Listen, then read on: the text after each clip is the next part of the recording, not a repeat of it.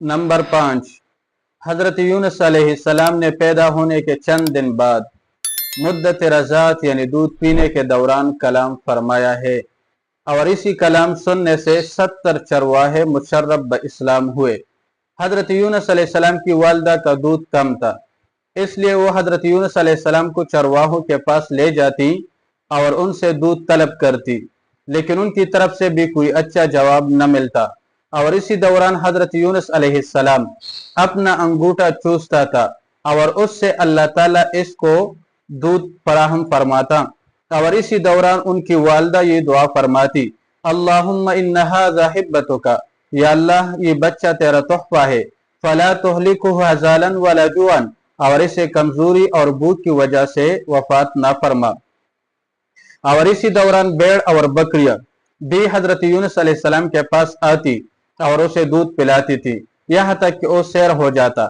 जब वो दूध पी कर सैर हो जाता था तो ये कलाम फरमाता, अल्हम्दुलिल्लाहिल्लज़ी सकानी व अरवानी, शुक्र है उस खुदा का जिसने मुझे पिलाया और मेरी प्यास बुझा दी। उस वक्त 70 चरवाहे मौजूद थे। उन्होंने इस छोटे बच्चे की फसाहत देखकर हैरान हो गए और सब ने ये मोजज़ा देखकर ईमान लाया और कहने लगे, आमन्ना बिल्लज़ी अस्क़ा हाज़ल गुलामा मिन हाज़िहिल अग़नामी, हम उस जात पर ईमान रखते हैं जिसने इस बच्चे को इन भेड़ और बकरियों का दूध पिलाया। और दूध चढ़ाने के वक्त तक हजरत यूनुस अलैहिस्सलाम को भेड़ और बकरियां दूध पिलाती थी। नंबर 6, हजरत मूसा अलैहिस्सलाम ने मुद्दत रज़ात खत्म होने से पहले 4 मरतबा कलाम फरमाया है। सबसे पहले अपने वालिद की कमर में जब नुत्फा की हालत में था कलाम फरमाया। हजरत मूसा अलैहिस्सलाम के वालिद हजरत इमरान रज़ी अल्लाह तआला अन्हु फिरौन के लिए दस्तरखान तैयार कर रहे थे। जब खड़ा हुआ तो एक मेज से ठोकर मारी तो मूसा अलैहिस्सलाम ने वो ठोकर इनकी कमर में महसूस की, जबकि वो नुत्फा की हालत में था। तो फौरन कलाम फरमाया, या अबत इंतलिक, ए मेरे अब्बा जान जाओ, फ़इन्नहु क़द अज़िन ली रब्बी फ़ी हाज़िहिल लैलति अन अख़रुज मिन सुल्बिका, आज रात मेरे रब ने मुझे तुम्हारी कमर से निकलने की इजाजत दी है। तो हजरत इमरान रज़ी अल्लाह तआला अन्हु ने वो बात सुन ली और वहां से जाने का इरादा किया। ये वो हजरत इमरान है रज़ी अल्लाह तआला अन्हु कि जब फिरौन ने ख्वाब देखा था तो मुअब्बिरीन ने उन्हें कहा था कि एक बच्चा इस साल पैदा होगा जिसका नाम मूसा बिन इमरान होगा। तो फिरौन ने हजरत इमरान रज़ी अल्लाह तआला अन्हु को दिन रात अपने पास रखा और एक साथ के लिए जुदा होने की इजाजत भी न दी। इसी दौरान में एक माहिर नजूम ने हजरत इमरान रज़ी अल्लाह तआला अन्हु को बताया कि जब फलान सितारा तुलू हो जाए और इसकी शुआए आपके चेहरे पर लगे तो अपनी ज़ौजा के पास जाए और वो अमानत जो आपकी कमर में रखी गई है उसे हवाला कर दे। तो हजरत इमरान रज़ी अल्लाह तआला अन्हु रात को बिल्कुल नहीं सोते और सितारों को देखते थे। और फिरौन ने अपनी लश्कर को बड़े बड़े ना बुझने वाले शोलों से घेर लिया था और लश्कर के इर्द गिर्द 1000 वहशी शेर खड़े किए थे। एक रात हजरत इमरान रज़ी अल्लाह तआला अन्हु खड़े थे और सितारों को देख रहे थे कि उस सितारा को हितूर की तरफ से तुलू हुआ और इसकी शुआए हजरत इमरान रज़ी अल्लाह तआला अन्हु के चेहरे पर पड़े। तो हजरत इमरान रज़ी अल्लाह तआला अन्हु दौड़ते हुए मुहाफिजीन के सफ़ के ऊपर गुजरने लगे और अल्लाह ताला ने मुहाफिजीन पर नींद डाल दी। जब वो मुहाफिजीन पर गुजरे और वहशी शेरों के पास पहुंचा तो शेरों ने अपनी गर्दनें झुका दी और कहा, या इमरान मुर फी हिफ्ज़िल्लाह तआला, कि इमरान रज़ी अल्लाह तआला अन्हु अल्लाह ताला की हिफाजत में गुजर जा। तो वो पानी की तरफ चला गया और फायके हासिल की, फिर ज़ौजा के पास चला गया। मुहर्रम के महीने 10 मुहर्रमुल हराम और जुम्मा की रात को इस अमानत को मशीयत इलाही से अपनी कमर से ज़ौजा की पीठ में मुंतकिल कर दिया। जब इस अमानत अदा करने से फारिग हुआ तो गैब से एक आवाज सुना कि इरजे इला अस्कर फिरऔन, के फिरऔन के लश्कर में वापस जाओ। तो वापस चला गया। जब सुबह हुई तो नजूम फिरौन के पास गए और कहने लगे कि वो बच्चा आज रात माँ की पीठ में मुंतकिल हो गया है। तो फिरौन ने कहा, किस तरह? मैंने तो सारे बनी इसराइल को जमा कर लिया है और मुहाफिजीन खड़े किए हैं कि कोई भी यहाँ से नहीं निकल सकता और फौज के इर्द गिर्द 1000 वहशी शेर खड़े किए हुए हैं।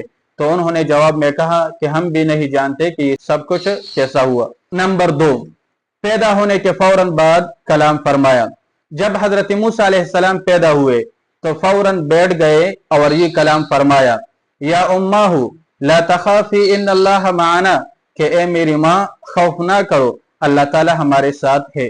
نمبر 3، مدت رضاعت میں تنور کے اندر آگ میں کلام فرمایا۔ جب حضرت موسیٰ علیہ السلام کی والدہ گھر سے نکلتی تھی تو اس کو جولے میں ڈال کر تنور میں رکھ دیتی اور تنور کو اوپر سے ڈھانپ دیتی تھی۔ ایک دن اس نے حضرت موسیٰ علیہ السلام کو تنور میں رکھ کر کچھ حاجت کے لیے چلی گئی تو حضرت موسیٰ علیہ السلام کی بہن نے آٹا گھوندا اور پکانا چاہا تو تنور جلایا، لیکن اسے معلوم نہ تھا کہ حضرت موسیٰ علیہ السلام تنور میں ہے۔ اچانک فرعون کے وزیر حامان کے دل میں آیا کہ وہ بچہ جس سے ہمیں ڈر ہے عمران کے گھر میں موجود ہے، تو آیا اور گھر کا دروازہ توڑ دیا۔ تو حضرت موسیٰ علیہ السلام کی بہن نے فرمایا، یہ بچہ کیسا پیدا ہو سکتا ہے جبکہ حضرت عمران رضی اللہ تعالی عنہ تمہارے قید میں ہے؟ لیکن حامان اندر داخل ہو کر تمام گھر کو اچھی طرح سے تلاش کیا حتیٰ کہ تنور کے پاس پہنچا۔ جب تنور میں آگ کو روشن دیکھا تو منہ پھیر کر گھر سے باہر نکلنے لگا۔ اسی دوران حضرت موسیٰ علیہ السلام کی والدہ پہنچی اور دیکھا کہ حامان اور اس کی فوج گھر سے باہر نکل رہے ہیں، تو قریب تھا کہ غم کی وجہ سے اس کی روح پرواز کر لے، لیکن غم و ہیبت کے ساتھ گھر میں داخل ہوئی اور بیٹی سے پوچھا کہ حامان نے میرے بیٹے حضرت موسیٰ علیہ السلام کو تنور میں دیکھا، اور جلدی میں تنور تک پہنچ گئی۔ جب تنور کو دیکھا کہ تنور میں آگ جل رہی تھی تو افسوس سے اپنے منہ پر ہاتھ مارنے لگی اور کہا کہ احتیاط نے مجھے کوئی فائدہ نہیں دیا، تم نے میرے بیٹے حضرت موسیٰ علیہ السلام کو جلا دیا۔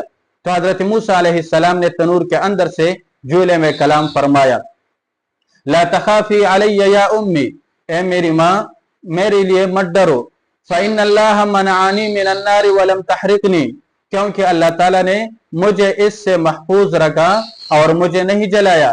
فادخلی یدک فی التنور واخرجینی، اپنے ہاتھ کو تنور میں اندر ڈال کر مجھے نکال دے۔ فإن اللہ یصرف عنی حرہا وعنک، کیونکہ اللہ تعالیٰ نے اس آگ کی گرمی کو مجھ اور آپ سے دور کر دی ہے۔ تو انہوں نے حضرت موسیٰ علیہ السلام کو آگ سے نکالا اور آگ نے انہیں بالکل نہ چھوا۔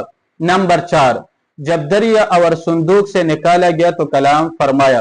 جب حضرت موسیٰ علیہ السلام کی والدہ نے ان کو صندوق میں ڈالا اور اس صندوق کو دریا میں چھوڑا اور دریا نے اس صندوق کو فرعون کے گھر کے اندر جو تالاب تھا اس میں داخل کر دیا۔ وہ تالاب فرعون کی بیٹی کا تھا اور وہ معذور تھی، باہر نہیں نکل سکتی تھی، اس لیے گھر میں اس تالاب میں کھیلتی تھی۔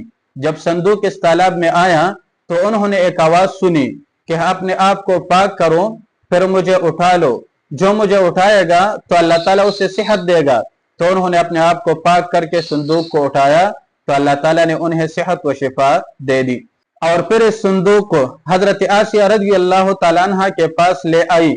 جب اس نے صندوق کھولا تو اس میں حضرت موسیٰ علیہ السلام نور جیسا چمک رہا تھا، اور فوراً کلام فرمایا، یا آسیہ خذینی الیکی فإنی قرۃ عین لک، اور اے آسیہ مجھے لے لو کیونکہ میں تمہاری آنکھوں کا ٹھنڈک ہوں، وبلاء علی فرعون، اور فرعون پر آزمائش ہوں۔